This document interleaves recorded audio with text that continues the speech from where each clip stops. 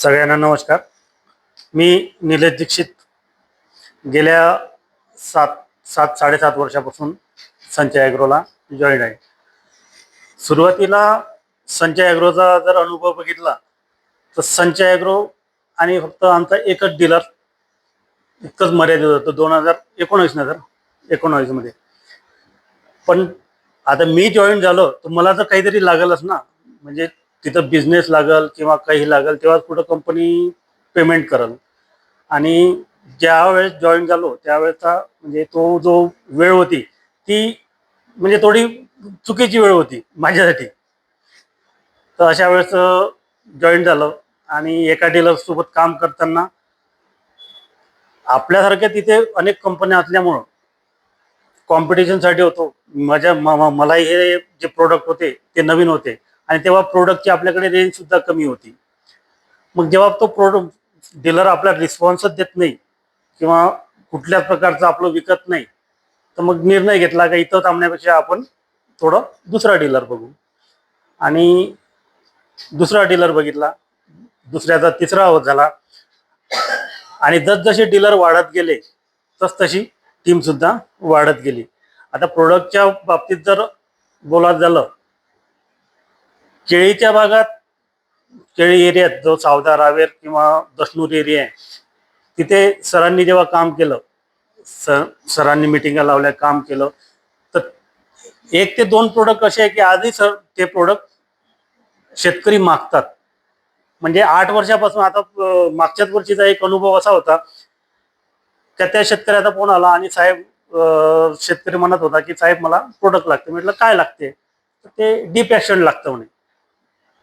म्हणजे तो शेतकरी 10 वर्षाच्या आधी ते प्रोडक्ट वापरत होता आणि 10 वर्षानंतर त्याला त्या प्रोडक्टची आठवण आली. मध्यंतरी त्यानं त्या शेतकऱ्यानं बघितलं तर मार्केटमध्ये मिळालं नाही. म्हटलं का बरं, काय झालं?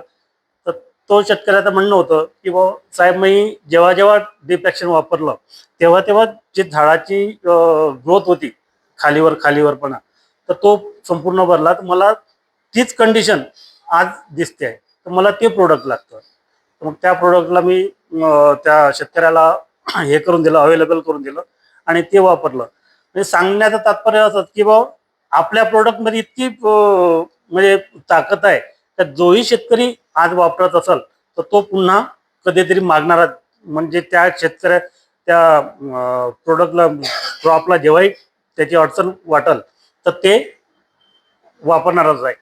म्हणून त्याच्यासाठी आपल्याला नेहमीचा जो कामात जे आहे, कामात सातत्य ठेवणं सगळ्यात महत्वाचं आहे. प्रोडक्ट जरी चांगला आहे, मान्य आहे, पण जोपर्यंत आपली त्या शेतकऱ्यासोबत कंटिन्युटी नाही राहणार तोपर्यंत ते प्रोडक्ट आपलं मागणार नाही. कारण आपण तिथून गेलं, शेतकऱ्याकडून आपण परत आलो आणि 8 दिवस जर गेलो नाही आणि 8 दिवसात जर दुसरा एम्प्लॉय जर जात असेल तर आपण त्याच्या मेमरीतून चालला जातो आणि तो सुरू होऊन जातो.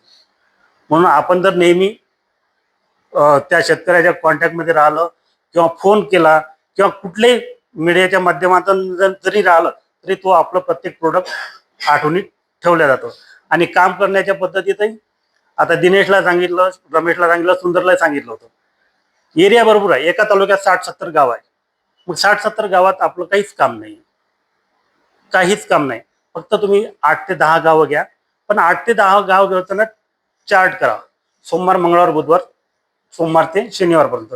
सोमवारी ज्या गावात जात असाल त्या गावात पुढच्या सोमवारी गेलंच पाहिजे. आणि त्या शेतकऱ्याला भेटताना तुम्हाला 4 शेतकरी 100% भेटतो.